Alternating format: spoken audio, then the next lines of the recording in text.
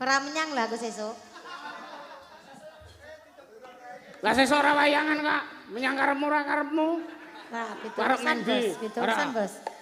Nggih napa niki? Nembang. Nggih. Kok kembang rawe. Nggih, tenan lho ya. Wis tak anti-anti teko omah. Aku wis menyiapkan.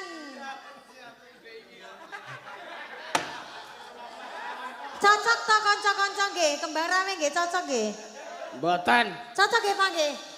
Mboten, Pak. Kembang rawe Pak, pripun? 50.000 mangmuni mboten. Enggak. Mboten cocok. 100. Kowe, aku 100. Ngopo kowe? Wis 50 to mingan. Amplopmu ora tak nehke. Oh iya tak omongke Pak Kar. Lah wong bapak sing nggawa amplope aku kok. Pak